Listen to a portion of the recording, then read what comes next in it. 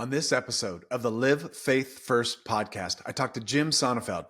Now, you may know Jim better as a drummer for Hootie and the Blowfish. Yes, the drummer for Hootie and the Blowfish is on the Live Faith First podcast. This summer, my wife and I and some friends were at a Hootie show. And as you might tell, based upon the posters behind me here, I love concert posters. And so I'm at the merch table just kind of checking stuff out. And there's this banner in front of me for a book for the drummer for Hootie and the Blowfish. And this guy walks up and he's like, "Hey, you going to buy my book?" And I look at him and I look at the banner and I look at him. I did this like 3 times. And I'm like, "It's you. You're the drummer. Oh my gosh." And so he and I just started chatting. At the end of the conversation, I'm like, "Hey, I have this podcast. You want to join?" And he's like, "Yeah, totally." So he took time out of their summer tour to be on the Live Faith First podcast. And you are going to love our conversation. It's definitely a rock and roll conversation. So get ready for that. But it's also the story of addiction and overcoming addiction and how faith has been really impactful in Jim's life. It's also a story of generosity.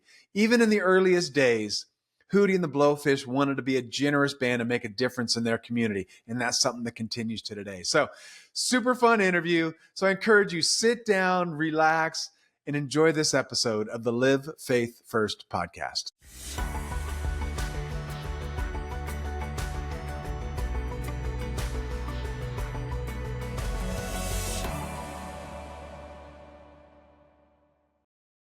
I'm here today with Jim Sonefeld. Now, Jim, you have had quite a ride in life. You have met presidents.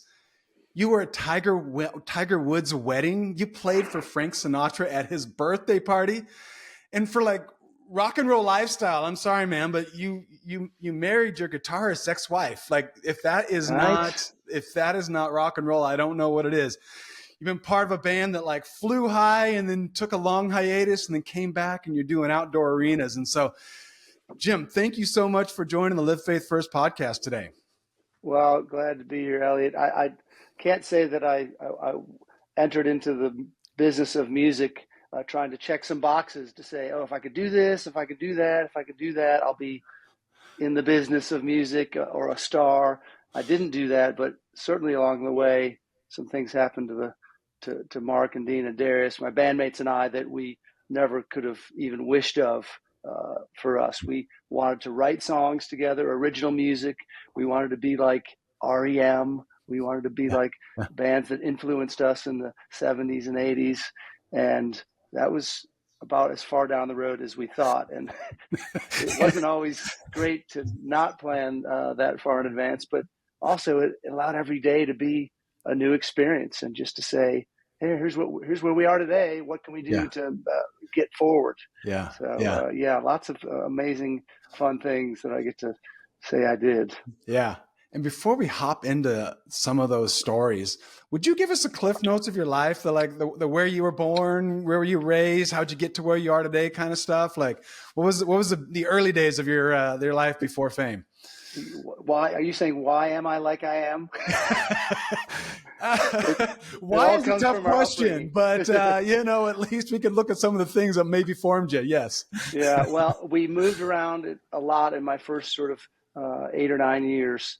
My dad was looking for the right job, and we had I had 4 siblings, and so he was trying to find that. And so we went to a lot of places. We went sort of back and forth from the Midwest to the DC area numerous times, and I finally landed we landed in Naperville, Illinois, a really nice little cornfield suburb of Chicago at the time, 25,000 people, and it was a good place to spend our formative years. And we all played sports. I was not wanting for anything. We were fed, we were loved, we were sheltered, and we had the long leash of the 70s where go out and come back when we call you for dinner. That was okay. Yeah. And so I lived a lot in that mentality.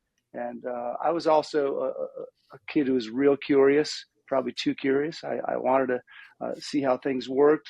I wanted to get away with some things deviantly against authority. And I'm not sure where that was born, but it was certainly a trend growing up.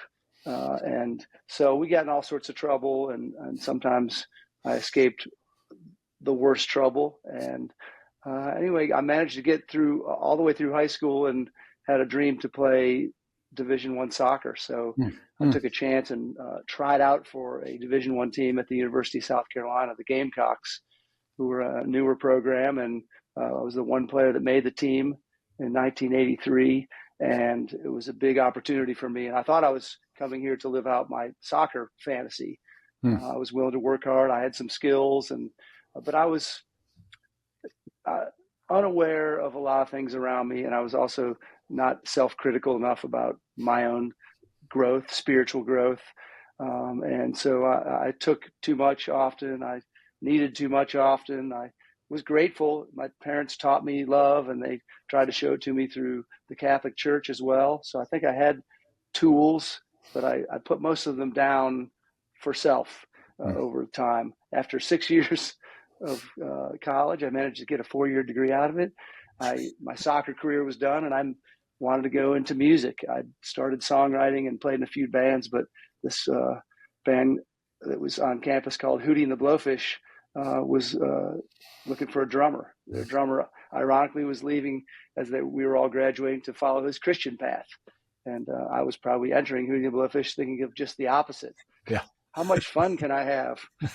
And so I joined. We hit it off right away.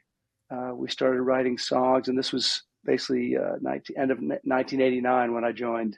Wow. So we spent 5 years working our tail off, paying dues, as they say, and that's about how I got to what became a large part of my life. It allows me a lot of things I have today still, but that's how I found my guys. Yeah, that's so cool. That's so cool. Now, you guys really started and grew up in South Carolina, right? You grew up in that environment. What was that like? Just like starting a band? What other bands were playing at the time that, maybe we've heard of? And like, what was the atmosphere like in, late 80s, early 90s, being a band? Well, yeah, Darius is the only true South Carolinian, and he brought in a specific group of sort of style of music that he liked growing up, and it was influenced by his mom. So some good gospel music, some Motown, but Darius also loved a lot of different music that wasn't necessarily in his specific culture, that he probably got a lot of grief from if you read his book.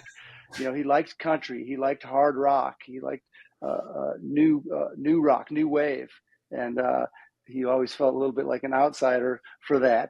But when he came to the University of South Carolina and met Mark and Dean, they were both Marylanders who grew up with classic rock like I did. And so it was a nice mixture, but here we were in a kind of a cozy, conservative Southern town, but with a big, liberal university in it. So it was a nice mix of cultures for me. I'd only ever really remembered the Midwest and our small cornfield town. So I was learning a lot on the fly about Southern culture, but within the bubble of a college.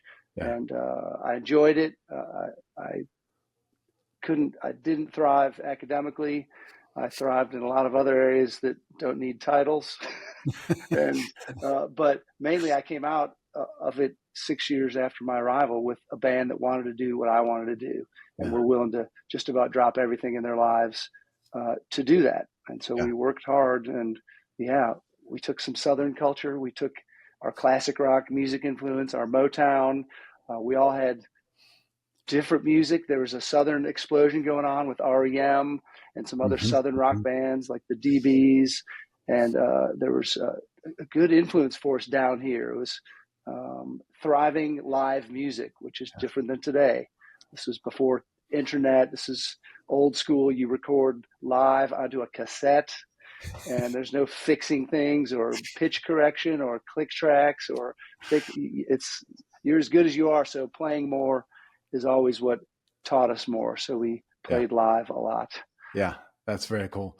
Yeah. I remember going to a few shows and just they're handing out their singles at the front, right? You just get, your A side and your B side. I saw Counting Crows like New Year's Eve in San Francisco at the Hard Rock Cafe, and right out front. Yeah. They're just, and they weren't anybody just yet, but they were getting there. They were almost there. That had to be quite a day to kind of just come up in the music industry. Now, Would you talk a little bit about you ended up in a multi-ethnic band? Your lead singer Darius, African American guy, and 3 white guys.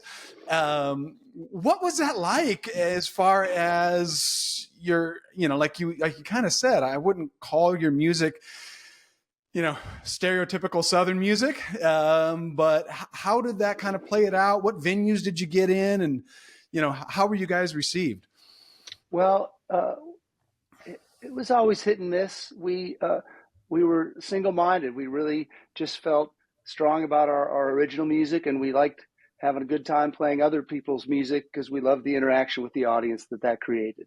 Yeah. So we were just trying to do that. We were really didn't have a bunch of egos, which at the time was very helpful. You just work and you try and pay rent. We're not expecting anything. We weren't expecting any handouts. So we worked hard for it. But, this was a unique culture down here that 3 of us had never experienced. And it showed me a little bit about my white identity. And through the years, I've learned even more. But, I lived in a cornfield, white, suburban Midwest town. And so my acclimation to different cultures was real limited, and I went to Germany when I was a junior in high school. That showed me there are different people from different places, and I liked that feeling of the diversity. And then I got to college, started mixing with other cultures, because soccer, of course, being the international sport that it is, always led me to that. And I really liked that feeling. So ending up in a band with a black Southerner tracked right for me. Yeah, I like diversity. I like learning. I like experiencing. And I always felt like my experience was pretty narrow. I always wanted it to be widened. So we learned that there are different thoughts all over the place. And we learned as we continue to travel that, judgment of skin color, racism, that bigotry and prejudice is not at all a Southern thing. I was disappointed. I always was disappointed. I was disappointed when we faced it as a band in the South. That's where we mainly traveled the first 2 or 3 or 4 years. But as we continued to see the world, it always just so it broke my heart to see that there was such prejudice around against color all over the world. It didn't matter where we went. So I just always had a feeling of brokenheartedness, and I've let that lead me into further understanding and being willing to talk about it. And that's how we solved it, because it's something you need to talk about. In our band. And I talk a little bit in the book about Darius's willingness to find a place of humor as a release, and we did that too. Thankfully for him, that was his nature. And so we always could use a tough moment to learn something and maybe even eventually laugh at it. If anything, racism is laughable in my opinion. Like, if you look at it for what it's worth, you just go, really? Yeah. This is how you think? Right. This is what we're going with here. This is the best that you can come up with right now, right? Yes. Yeah. No, and it's a special gift when you have a relationship with people that you can smile and laugh about, all of you. Beyond, we all have goofy stuff about us, goofy stuff that we think about. It's goofy stuff that we think. And then some of it has to do with our ethnicity. And if we can, just take ourselves lightly. And that's not to say that racism is something that should be taken lightly, but I think we all get caught up in our own, our thoughts are the best. We got it all figured out, and I'm going to take myself really seriously. And sometimes we do have to laugh at just the things we say, the things we do, and go, man, that might have been the dumbest thing I ever said. So I apologize. That was not what was going through my brain, but as it came out my mouth, it didn't sound right. So my mom used to say, she'd write it on the chalkboard. She had all these sayings she'd put up through the year for us.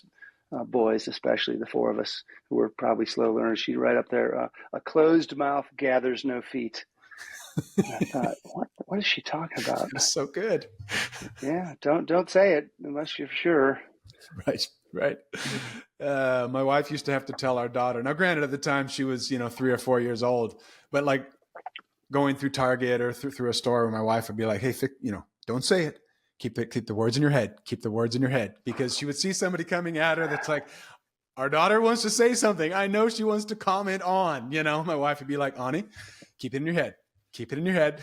Keep it in your head." And so, yes, we have to do that sometimes. Just keep it in your head. Oh man. Now, as a band, one of the first things. Actually, let me ask you another question, quick. On the outside, until Darius did his country stint, I always thought his name was Hootie. What did you call him? Was he called Darius the whole time? Did you ever call him Hootie? Like, and where did that come from? Like, that's. I would, it's funny. No, it was always Darius or D. Okay. Or D-Ruck. He always wanted a cool nickname, and he never got a cool nickname. He nicknamed himself Dutch, and it never stuck.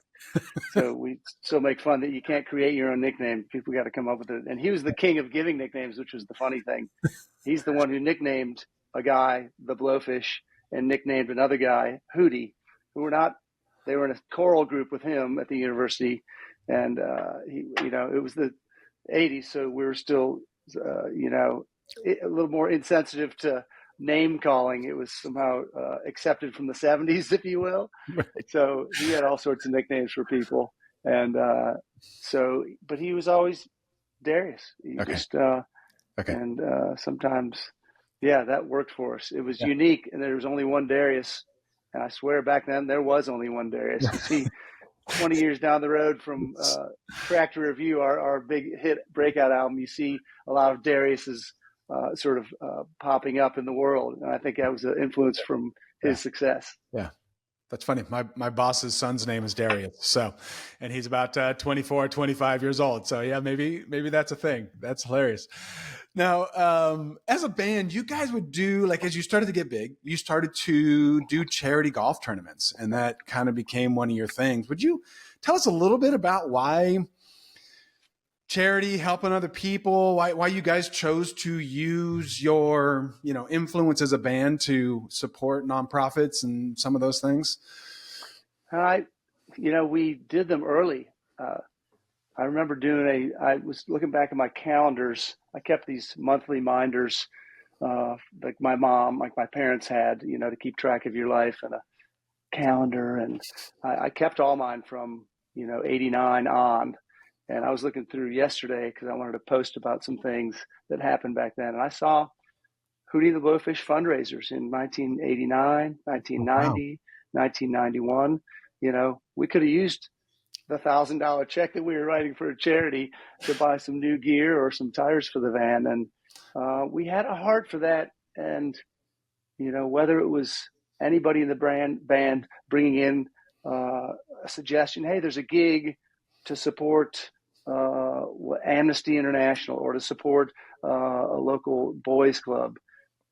We brought them in, and we thought, that's what we do. And we had, I think, good parenting, and any amount of church life, I think, shows you that obviously as well. But I'm glad that we had a heart from it from the beginning. And I know that when we put together charity gigs early on, that was the spirit that we just carried forth. We got lucky in that someone offered us the chance to take over this small golf tournament, which was taking place here in Columbia, which is only about 75 miles from Augusta, where the big Augusta National Masters tournament is. And they thought, maybe we were just breaking big. Maybe we could pump some life into this little charity tournament. And that became our vehicle for raising millions of dollars over the past 30 years for statewide charities. And we couldn't do it without a lot of other people. The best thing I find about charity is, yes, selfishly, that esteem I get when handing off a check to somebody. Look at me, please take my picture also, so I can note this moment for the public. But the feeling that we have to gather others, and maybe that's what we do best now, is we inspire others to gather with us, to give our time or our money to do a good thing for those that need it. And that's the coolest thing, because our tournament has grown big. We have hundreds of volunteers that have to drive cars, that have to do fencing at a golf course, that have to volunteer in so many ways. We build in ways for everybody to be part of what we know fulfills us the most, which is giving. Yeah. Wow. That's incredible. So it's just been part of the DNA of the band from the start. Like that just Yeah, pretty much. Yeah. So I think that's so important as we start organizations or start bands or whatever that is, that kind of those seeds that we start with, they can continue through, the good ones and the bad ones. And so I think being really mindful of where we're at when we're starting things, even when, like you said, like you might have been struggling to find rent money, or, enough, we could have used that money elsewhere to save us a blowout down the road. But still just that idea that, hey, no, we can help and we will help. So that's very cool. I'm glad. I'm continuing to learn about giving and what it does to our health, to our mental health, to our emotional health, I've had some challenges from some leaders down the line that, have really inspired me to do more. It's silly. The more money that I've made, it's almost like the less money I tend to give proportionally. And that's true with a lot of people who end up making money beyond what they need, is you end up saving it or putting it into material goods and giving less of a percentage, which I found to be like so offensive. I was like, are you talking about me? Are you saying I do that? And it was true when I looked at, what I have and what I need. Yeah. And it's almost, you're safer when you get a paycheck, if you want to be fulfilled down the road, to put a portion aside immediately to give than to pay your own bills. And it typically works too. I mean, unless you're a fool, it is good. So I've done some challenges to myself to say, I can do more, and I better to work. I won't miss it. And it's been right every time. Yeah. Yeah. I have been regularly humbled by people either in poverty, people who just don't seem to have enough, and how generous they are with so many things. In fact, we have a good friend who does generosity movements, and they just did a training. I think it was in Uganda, and in communities where there just isn't a lot, there's not a lot to give if you look from especially a Western mindset looking in. And yet their level of generosity just, it humbles me when you hear the story. You're like, how? And I'm giving what? Like, I'm generous with what compared to what I'm making? And I agree with you. It's hard to understand sometimes how the more you get, the less you give, and the more you get, the more you think you need to save. And I understand lifestyles increase with increased paychecks, but even so, our mindset begins to change. Our mindset just begins to change. So crazy. Now, tell me a little bit. So part of your story is addiction. We'll talk about both sides of it here, but would you tell us a little bit about how kind of band life started this road of alcoholism and drug abuse, and kind of what that looked like, the good and the bad of it? But would you talk a little bit about that?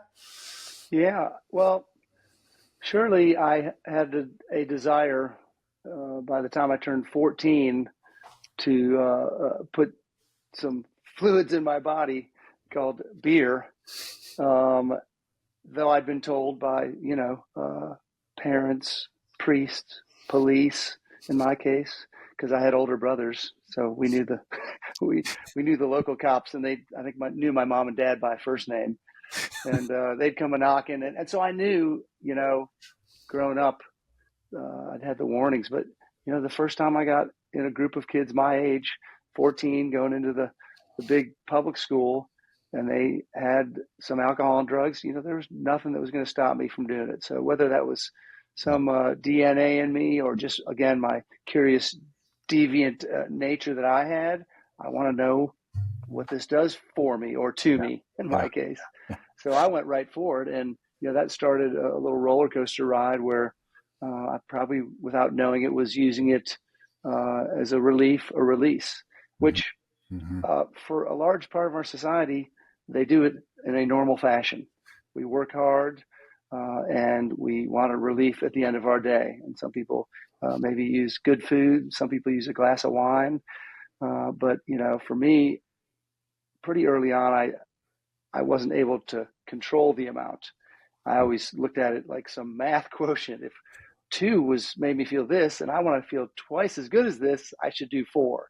And that was the dumbest math for chemicals ever. And that was, in any event, I did this, maybe it's no surprise I ended up in a band or bands that played in clubs. Let's admit there's not a lot of guardrails in nightclubs and bars. It's a place where you go to the next level of stupidity or, any of that action. And so maybe there's something I liked about that, but I didn't really even start comparing myself or measuring my difficulties with it along the way. I just thought, if I'm not the worst guy, or if I'm not in jail, if I'm not in handcuffs, I'm okay, because I know there are people that get in big trouble, and I'm not that guy. Yeah. And eventually, I started looking and feeling an intuition that some of my problems in life were being caused by what I was putting in my body. Yet I had an inability to stop putting him in my body. I had, if you look at alcoholism as a disease, which some describe it that way, it made sense to me that I had this compulsion in my mental compulsion, obsession, to have that first drink, because it does for me, the recovering alcohol, the same it does for you or anybody else. Gives you a little relief. Head gets a little light. You can kind of let your hair down. That's what it does. And I had that compulsion to do that and to feel that, but physically I couldn't do it like a normal person, because when I put the first one in my body, it set off what is basically a craving, and I couldn't control the end. It acted more like an allergy. Like if you're allergic to strawberries and you knowingly love the taste and you put them in knowing there's going to be a consequence, and you have this huge rash on your arm, you probably are going to stop. Right. But I didn't have an ability to stop. So sort of in the disease model, it says I obsess over it. I know it could hurt me, but I put it in my body anyway because I need that feeling, and then I can't turn it off. And that started going at a high rate. By 9/11, for an example, in my book, I talk about what 9/11 meant to me. Mm-hmm. I was already a practicing alcoholic and drug addict who didn't have an ability to reason with it and didn't want to look at it. So I just tried to hide it better. And, when that time of my life comes along, I have started a family, and I have my band struggling to get back on track. It's the 90s were our heyday, but we were on the downside of the mountain of fortune at that time. Mm-hmm.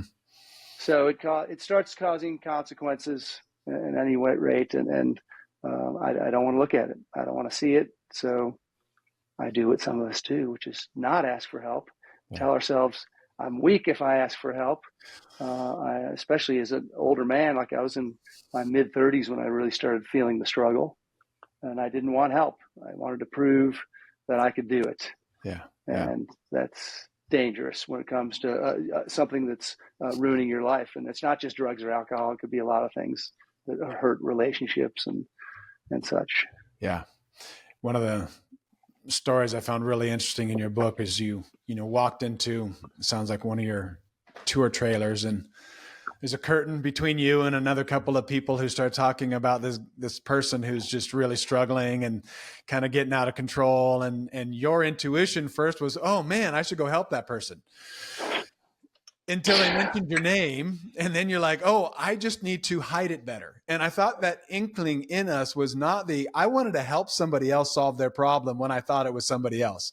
But as soon as it was me, oh shoot, I just got to do a better job of not letting people know, or not losing control, or, keeping it, whether it's under wraps or my behavior's just right, so that they won't be worried about me anymore. And that's the typical, I think, addictive mindset, right? Which just makes no logical sense if we actually think about it, right? Yeah, that was exactly what I was struggling with. And the point of that story was um, uh, anything to not look truthfully at what Mm-hmm. we're really made of, our integrity or our character or lack thereof, anything but that. So, I'll help you, or I'll do this. Look at me, I'm serving. Yeah. Look at me, I'm giving, because I don't want to have to acknowledge my real brokenness. And we take that on. We take it just to a bad level. And, it's pride, it's fear, all locked in there. They're good buddies. If one of them is showing up, there's likely the other one too. And so I had both of those working, severe self-centeredness that I just wanted to serve me. I wanted, we want to look good for the rest of the world. So we try and show them only our good side when the reality is we've got some real brokenness on the inside that needs working. Yeah. And, even in my developed state of age 59 now, and an author and a successful musician and speaker, even in that, I don't think I'd want somebody to see what rattles around in my brain on my best day, Right. because there's still some crummy thoughts in there, Right. So we need help, and acknowledging that is maybe the beginning. Yeah.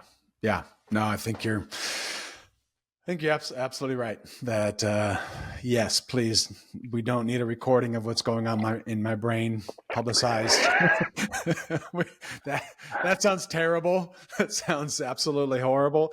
And it's also interesting that as we try to hide, I'm going to just call it the darker side, whatever term we want to give to it,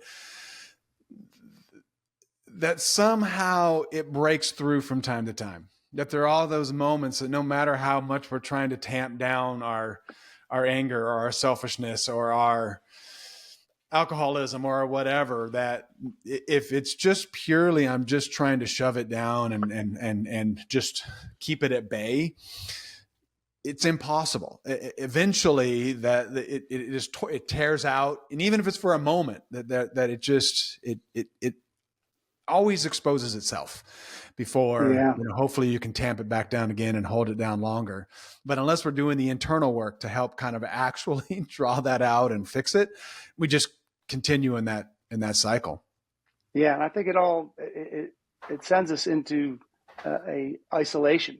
The more you are afraid to show, you're likely isolating either physically or emotionally, because you don't want to show this thing that is inside of you that you're trying so desperately to hide.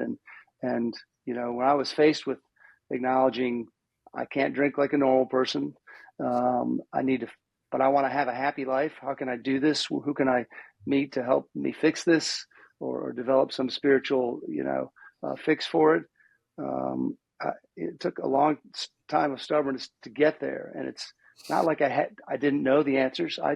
The book of James says specifically something that I know was read to me a lot in my life, and I didn't want it. I pushed back on it. It was the idea that we pray with one another, we confess to one another, and through this we gain healing. Yeah. And here's what I needed. I was doing the opposite. I was away from God. I didn't want to talk to others because I was afraid they'd know who I was. Yeah. And so I went the opposite way into, self-serving and severe pride and fear. Yeah. And, yeah. Would you tell us a little bit about the other side of this, the recovery, what was the turning point? What got you to kind of overcome the pride and the isolation and move towards, sobriety and where you're at today? I mean, sadly, a large part of it was probably desperation. And it's what gets a lot of abusers into treatment of some sort, is that they're just desperate. I was a 40-year-old successful musician. I had started a family. It looked like it was, healthy on the outside. The checklist I made so I could convince myself I wasn't sick was I have a car, I have a house, I have a wife, I have 2 kids, I still have my band. I'm good, right? I don't need help. I don't need your help. But it was the opposite. I could only fight that for so long. I got desperate. It hurt too much. I couldn't stand myself.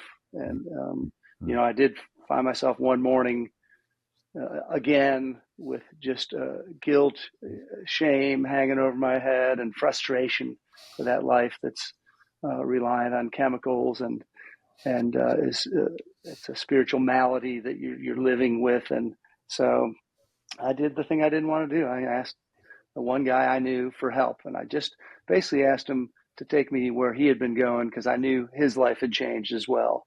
I didn't know anything about the 12-step model or the rooms where people learn this 12-step spiritual model. I knew I had been away from religion for a long time, and specifically the Bible. So I was in this place of in between, like full of this hope that I was smart and could handle it myself. And there was resources nearby, but I could never quite get to them. And finally, when I surrendered to this other guy and said, just tell me what you've been doing, that was the beginning. So, I woke up in another sort of spot where I was disappointed with myself. It's funny, at the time, 4-year-old daughter had come up to this detached studio apartment that we built on our lot in a neighborhood. And I had a piano up there, and that's where I do most of my songwriting. And of course I had a full bar too, and a couch to pass out on. And I could hang out there under the guise that I was working, and air quotes for all of you just listening today, working. And so, it was a Sunday morning, and I've passed out on the couch, didn't make it back into our regular house with the family again. And she came out just curious of what Dad was doing. Yeah. And, it was the wake up call. It's funny. I don't know if there's anything moving in my life at that time in the spirit world, or I'm sure there was some acknowledgments that I could have been tipped off by that I'm going downhill. But I didn't see them or hear them. And that day she came out to just ask a basic question of, Dad, what are you doing? And she just, in her pure manner, wanted to know, what are you on a couch out here for? We're inside watching Mickey Mouse and eating bacon, pancakes. It's great, dude. You got to get with it. But she just wanted to know what I was doing. And I couldn't even really respond. And that was the first, something was moving me or shutting me down. Normally I would have some excuse to fib and say, here's why I smell the way I smell. Here's why I'm wearing the clothes that you last saw me in when I read you your goodnight story. Here's, excuse. And I didn't have one. I kind of was like just shut down. And I maybe think there's a spirit working on me that morning. And finally she rushed off frustrated, and I was left with, myself, which is what I needed. And perhaps God working me over there too. And I just looked up and said, I don't know what I'm doing. She'd repeated that question, and it was ringing in my head. Dad, what are you doing?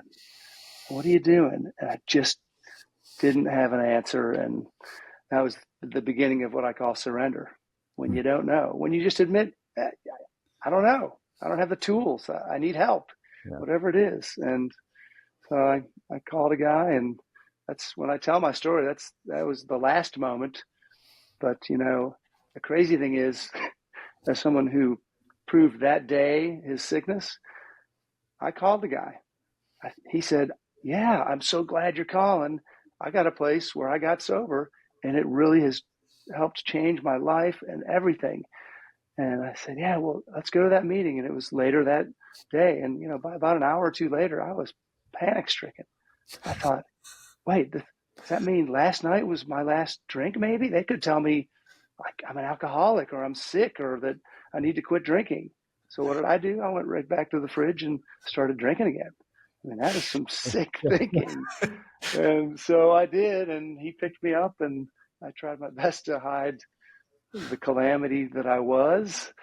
And I saw, I'll say this in the spirit of anonymity. I won't say I'm part of any member of any program or anything, but the group I sat in front of that night showed me something I hadn't experienced yet in my life as an adult. And it was the power of transparency. This was people who had big consequences in their lives, and they were willing to sit there and talk them out, not because they were proud of them, because they could look back on them because they'd been transformed and say, hey, this is who we were, and we're not ashamed of it because we have a solution here. And if you try and practice these 12 spiritual steps, you can get to a place where the obsession is relieved, and you're probably going to be able to serve your God and those around you more in a better way. I was just sold. I thought, these people are so courageous. I've never seen this. We sat in a circle. We looked in each other's eyes. As blurry as mine were, they still looked at me, and they said at the end of the meeting, come back. Hey, man, try not to drink tonight and come back tomorrow. We're going to talk about, spiritual steps, spiritual conditions. Yeah. And I thought, I'm scared, but I'm coming back. Yeah. So they gave me the courage that I needed to make the first turn. Yeah. That's amazing. Did you feel, tell me a little bit about the feeling there. Was that a feeling like I'm accepted here or I'm understood here? I mean, was there, yes, the transparency, and I love that. Like that vulnerability just is so healing. But did you tell your story, or did you just take and I just need to hear somebody who succeeded at this because I don't feel like I can? Like, what was that first night like? Yeah, it was a lot of feelings, and it was, only an alcoholic would walk into a room of alcoholics who aren't drinking and say, "These are my people." These are the people and their stories that are so like sad and brilliant and redemptive. These stories and these people make me feel good. I felt part of it, yeah, and maybe that was it. They weren't pushing anything on me, which was nice. They weren't. I didn't feel like they were pulling the sort of rug over the covers over my eyes, like, hey, do this. But really, there was another motive. Right. They spoke pretty clearly about their motives, and their motives were, we have recovered from this seemingly insane disease. We're no longer obsessed with it. Some of them had maybe months sober, some had years, and had done really well. But they said, we don't want anything from you. In fact, we need you. You don't have to give anything. Our sobriety, our spiritual awareness and progress are reliant on you being here. Because if we work with you, if we give ourselves to you, we'll probably keep the thing we want, which is a sober life. And they showed some things I just hadn't seen, and maybe I was closed-minded to them. They showed me gratitude in a way I could understand it. They showed me acceptance of, things we can't change and things that we need to change within ourselves. And it was only 60 minutes. It's not like I got it all there. It wasn't an event. It was the beginning of a long process. And they also told me that don't think that you're just going to get it right away. We're all lifers in here because we actually like what it gives us. So it was just a little bit of everything. And I was overwhelmed. When I got back to home, my wife at the time asked, what did you find out? And I was just like tears. I said, I think I'm an alcoholic and I don't think I should ever drink again. And I think there's a solution that I can have that I can still live a happy life, because that's the biggest fear for someone who's caught up in any web, whether it's pornography or food or alcohol or chemicals. I can't live without it. Yeah. How can I live without this thing that I do every day? Forget that you have to hide it. I need it, and you don't know your life without it and what it would look like. So they gave me a little bit of confidence that, just keep coming back. We'll show you how this thing works. And that's how it is today. I mean, that's been almost 20 years. And I know as much as anybody when I go back and I sit in one of those rooms with people that I don't know, I'm saying, hey, let me give this thing to you. My knowledge, here's what I understand about the solution, the pathway. Because I want to stay sober. But if I don't work with newcomers, if I don't intensely try and seek out working with new people, I'm probably going to start thinking I know it all, or become complacent, or and I don't want that. I've had good spiritual growth, and I want to keep it. Yeah, I love that. I love that. Just gonna get a little Bible on us here, but Paul says to work out our salvation. And I know becoming sober is not our salvation, so don't hear what I'm not saying. But it's interesting where Paul says it's like, don't stop meeting together. And like, you found Jesus, but keep working it out. Keep being together. Keep on the path. Keep on the journey. And I know Paul says, keep working out your salvation. I don't think it's a, am I going to heaven or not kind of thing. I think it Right. is a, how do I stay on this path with Jesus and continue to influence those around with me? Now, again, I'm kind of mixing these overlapping, Yeah. but I think that resonates in my brain when you tell me the story of, I need to be with people who were where I was, because it actually makes me better as I give to them, as I support them, as I come along, and maybe even keeps me sober longer, like because I'm with somebody. Yeah. Think what you may of salvation or heaven, hell. Uh, I needed to figure out how to live right here on earth first, and Yeah. so salvation be what it may, show me how to live. I need to figure out how to get right with my God and myself and those around me. And those Yeah. are the three sort of emphasis that I had to discover. Is like, I don't know who I am. Hmm. I've been this mask I've been wearing after 25 years of drugs and alcohol and lack of emotional growth. So I don't know who I am. I got to discover that. I got to figure out some version of God, because I put him off. I didn't like it, or whatever. I've got to rediscover that and accept that this power greater than me is something I need, because I lack it. And then I've really, from a day-to-day standpoint, who wouldn't want to figure out how to work better with those around us? That's, Yeah.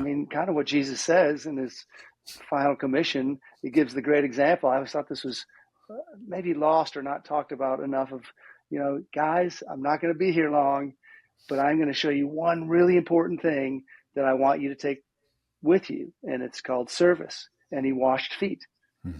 And if there's anything more basic for me, is like, that works. Yeah. Washing feet will keep me out of trouble. Washing feet puts me in the right size. I'm not too grandiose. I'm not too small. I'm right sized. Yeah. And it's just called serving, humility, whatever you want to name it. And so I was learning that, oh my gosh, I want to keep doing this. Yeah. I want to keep doing this every day, because it keeps getting better when you do it. Yeah. Yeah. I love it.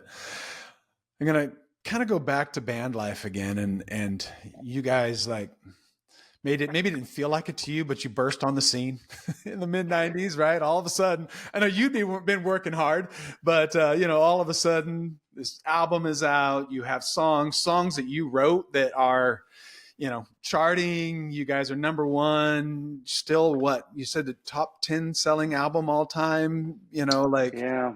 like incredible. And then all that you met, like I mentioned up front, you had a chance to meet the Clintons, and then, George W. Bush, and just all this, like just this life. And then that kind of faded away for a season. And then, 2019, you have a tour, and you're not in Modesto, and you're not at Wente Winery in Livermore, and you're not at Naperville looking at your, the mayor who was a former police officer who came over to your house a few times. Yeah. You're back, and this summer we saw you at the Shoreline, and which is a pretty decent sized venue here in the Bay Area. Can you tell a little? I mean, that's a lot. I'm asking you to tell me 40 years of your life, 30 years of your life, but like, what's that journey like, of the highest highs to, I'm going to just call it, just hidden, not being seen anymore. I don't know if that feels like irrelevant. And then back to like, oh, this is good. Like we have what's that journey like? Wow. It's, maybe the roller coaster ride that I entered at age 14 has never stopped in some sense. We did do what some bands get to do, which is you try your hardest, you create a product, an art, and somehow the timing is right and culture takes it over. But for most artists, even the biggest, it goes away at some point, and you're faced with the reality that, oh, it was a good ride, but now what am I going to do? Yeah. And then kind of the idea that I'm most happy to have learned is, what do you do when you're in the valley? Yeah. How do you, what are you going to do? Because fame looks great and fortune feels great. And if you can save a chunk of it, even better. But when that's not in front of you, what do you do? And you have to have either some option or backup plan or something more foundational than fame and fortune. And so I think I got sober in 2005, and by 2008, the beginning of it, I was ready to be making some big changes in my life. I could see that I'm not willing to fight for fame, and we are already the band of some other decade. There's new bands coming along, and we'll hopefully be in the annals of history, and I'm glad we have royalties to step on. But, for the most part, I've got to reinvent something in my heart and my life. And I had 2 little kids. I was divorced, and, that's part of the ride sometimes too. And the reality was, what am I going to do when I'm in the valley? Yeah. And I made the hard choice of asking my bandmates if we could have a indefinite dormancy from recording and touring, which means slashing our paychecks, taking ourselves out of the recorded music game for some period. And it was for me so I could make sure I didn't lose my kids. Because I just had, if anything, an intuition that I needed them, and I don't want to screw their lives over any worse than I have. So I needed to make time, and the only place I could think of was my band and traveling life.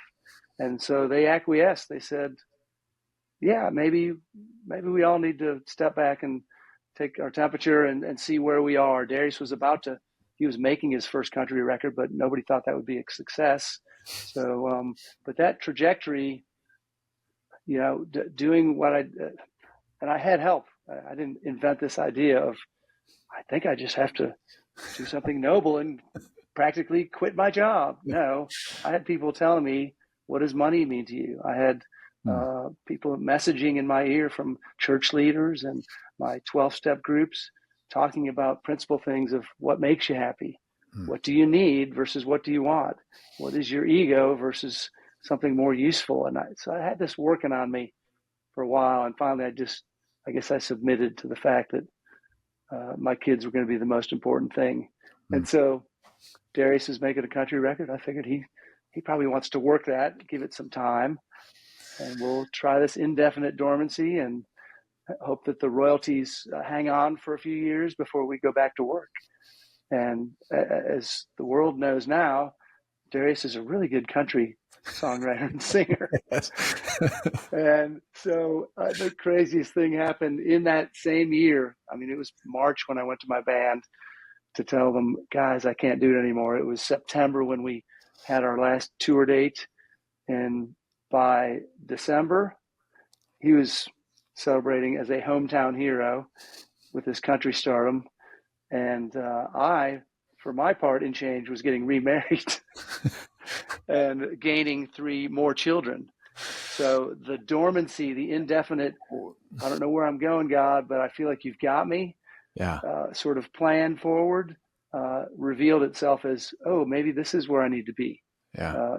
Because now I've got 5 children that I'm trying to raise. I want to be a better husband. I want to be righteous. And Darius looks like he's going to have his own career for a while with these string of #1 singles. So it looked like it made a little sense. And even choosing my second wife as our guitarist's former wife, and they had their 3 children, even that over time started looking a little like it made sense. It didn't at all at the time, I'll say that. Nobody thought that was a great idea, but except for Laura and I. Yeah. And just, it was funny as I was reading the book, my wife was sitting next to me and I'm like, this guy's dating his guitarist ex-wife. Like, what is he doing? And then she's like, did he marry her? I'm like, I don't know. I'm not that far in the book yet, So, yeah. I'm even as a, observer, however many years later now, it's like, wow. Putting that in our own context, that seems like kind of that's a strong move. That's a strong move right there. If, dating somebody in your friend group and somebody who you've spent a lot of years sleeping in backs of vans and, buses and all that stuff. But it sounds like all of that has played out really nicely, both relationally with you and the band, but, obviously you and we spent, we spent a few years figuring out our new roles. There's 4 parents involved when there's divorces and our weird remarriage. or within the friend group, as you say. But the reality was we had 4 parents, we had 5 kids, and what were we going to do? Yeah. How do we want to do this with some degree of sanity and integrity? And so we just plunged forward sort of one day at a time, everybody figuring out how you do that. And, you try and be honest, but it's tender. It's delicate. It really is. And so Mark and I had to figure out a new relationship, and Laura and I did too, because we were kind of a new couple. It was a quick engagement and a jump, wholeheartedly into something we didn't have a ton of knowledge about. Besides the last marriages didn't work, what can we take from that and hopefully not repeat it? So Yeah. we did. We went year by year. We had like 1 or 2 gigs a year during that period, which is, funny. The first couple where, all right, Jim and Laura get married in December. And then in March, we have our big golf fundraiser. In August, we have a 2-day live event, concerts, and a back to school fundraiser. That was difficult. Walking in those circles, you could feel the judgmental eyes, and it was difficult for the hearts of all 4 of us adults, I think. But we went year after year, and it started getting a little more normal. And 5 years later, we felt like, gosh, maybe this is going to stick. It's 5 years. Everybody's staying in their lane. 10 years comes up, and we had decided as a band we wanted to sort of reunite and test the waters, and that was 2019. And we had probably thinking we weren't too confident getting back. We hadn't sold tickets outside of South Carolina for concerts since 2008. And by then it had gotten small. It wasn't like we retired like Michael Jordan or somebody at the top. We were playing, clubs again, and the House of Blues. And it's hard going back, to the smaller places where you started. And they told us we were going to sell an amphitheater tour. And we thought, we want to do that in our heads. Yeah. Like, stroke my ego a little bit here, people. We're Right. playing amphitheaters. But if you'd ask any band member, we thought we're going to have about 4,000 people in each amphitheater that holds, 15 to 20. And it was the opposite. We were doing numbers like it was 1995 again. And it seemed like, starving an audience, not on purpose, but starving an audience had a redeeming benefit. By 2019, they were desperate to see us. Yeah. And it felt so good. It was just a wonderful timing. Again, timing was on our side. Yeah. We'd been away from our audience. Laura and I had, 10 years of marriage and raising children together with Mark and Debbie, my ex-wife, and it had felt a little normal. I don't think we could have toured any earlier than that, honestly. It was quirky for a few years. It was awkward for a few years. But now by that time, kids were in high school and in college. So it was a little more acceptable to say, let's bring this weird family on the road. And I was going to say, and you took them with you. Like, this was not the band and a couple of roadies. Everybody took their families.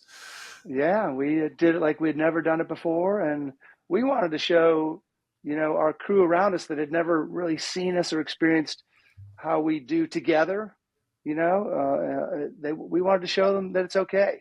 We realized that though Mark and Laura and I had understand a way to do things, and no one on our road crew knew that we were comfortable and confident in each other's new roles. So we took a little time for people to go, oh, this isn't as weird as we thought. It's nearly normal, not all the way normal, but nearly. Yeah. Yeah. Like, just to talk a little bit about what you're doing now. Jesus has had a massive impact on your life, best I can tell. And you're still writing music and kind of launched a solo career. So talk a little bit, if you don't mind, about kind of what you're doing musically, and kind of how Jesus has influenced that, and kind of what that's looking like for you right now. Well, I, again, had some good messengers in my life. And one of the messages that I got moving forward was to move from just being a believer in Christ and to being a follower. And it wasn't necessarily a new concept.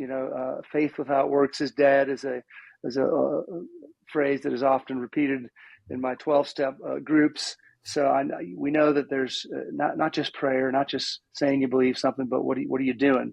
What are you doing to show your gratitude or your belief? I started moving towards, you know what? Well, maybe with my music, which I was a little bit at a crossroads, maybe I'll show people who I am with my music, and take my God-given gift of ability to write melodies and lyrics together, and I'll start talking about the journey of celebration into not only sobriety, but back into the Bible, really.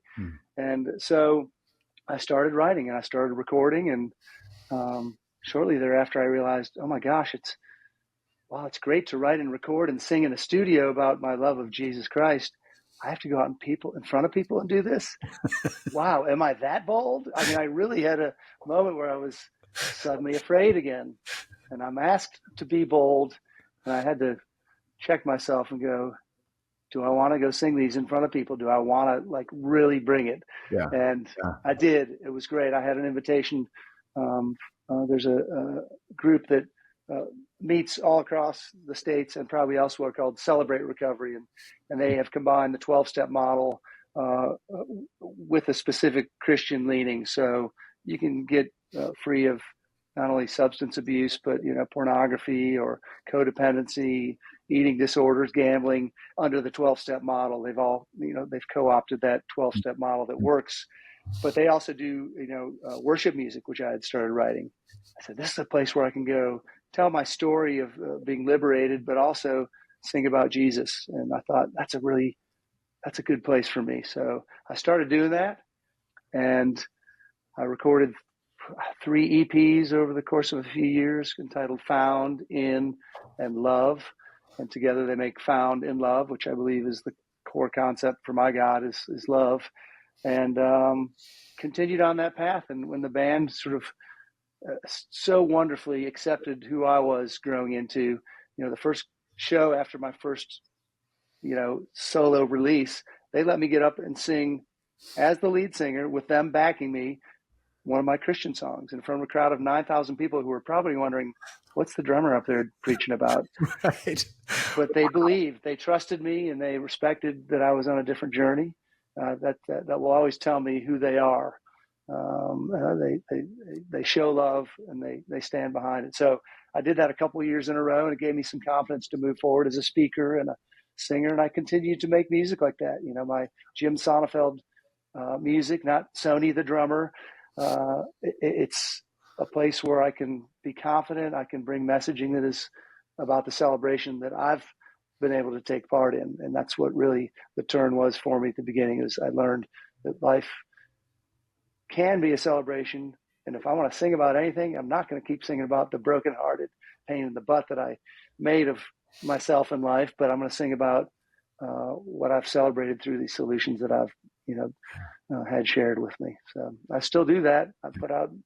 Continue to put out music. I got a Christmas project coming out, a 5-song EP that talks about the religious holiday of Christmas, and even some of the cultural holiday that many of us also do at home with Christmas trees and a lot of gift giving. And I'm real proud. I can't wait for that to come out. Yeah. Awesome. We are a big fan of Christmas music around our house. And so pretty much the day after Thanksgiving through New Year's, it's pretty much nonstop Christmas. So I will be looking for that. Always looking to add something to the playlist. And and you released a song this year. Like I saw on Spotify, you had a song that just came out here in 2024. So I've been trying to be consistent. I put out a single, and before that I did an anniversary release of a 15-year-old project and added a couple new renditions. And I got our singer Darius Rucker to do a duo with me, and I got Edwin McCain, who's a South Carolina singer who had the famous song "I'll Be," the greatest wedding song ever. He sang a song with me on that record. And the year before, in 22, I put out another EP, which is a mixture of contemporary Christian and just positive affirmation music. And I've enjoyed, being able to learn how to be a guy in the front of the stage as opposed to the guy sitting behind the drum set. And it's been a good process for me. And so I'm going to keep going down this road. I get to go out and do events with my book and talk to recovery groups or corporate groups, and enjoy that too. I've learned enough that I want to share a little bit of it and reveal that I didn't just make it all up. I got it from somewhere. Yeah, that's awesome. All right. This is my final question for you today. What's exciting you right now? Is there a project, something happening in your home with your family, your kids, a Bible verse? But what's one thing where, like, when you think about it, it just puts a big old smile on your face? Goodness. For me, I am a little bit happy right now to be finishing up this Christmas EP. I've worked hard on it. It's a short season, but I wrote some new Christmas songs. So I'm proud to have one of my first projects that's ahead of schedule. And since I don't believe in jinxing and knocking on wood, I won't. But I got some great guys to work with, and I'm real happy to have a little Christmas EP, through the holidays. I'm glad to hear you guys listen to Christmas music. It's a special sort of time. And so I'm jazzed. I'm always jazzed when I have a product, a new work of art to come out, to put out there. That's just an exciting period for me. Simultaneously, we're finishing a really big tour right now. We've been out for 3 months. We've only got about 3 weeks left, and that feels good too. It's been a great summer. I've had the pleasure of meeting so many people in my book lines, including you. Yeah. That, whether you believe in coincidence or not, or something that's preordained, I've met so many great people, and I've gotten to connect, and you can't do that staying at home. You got to go out there. Yeah. Yeah. No, that was fun. I'm still telling the story. I literally was just looking at the merch, happened to be standing, by your banner there, and you walked right on up. Hey, are you going to buy that book? and the look at you, and then look at the banner, and then look back at you. I'm like, you're the drummer from the oh my gosh, this is amazing. So anyway, yes. So if you want to meet Jim, he is signing books at his show, and he will talk to you for a few minutes. You were super friendly, super engaging, and not just with me, like you did everybody that was in line. I was just so impressed at how you were with them. Like, you saw them, you're present with them. And that's why they send a handler with you to say, all right, Jim, it's time for the next one. So right.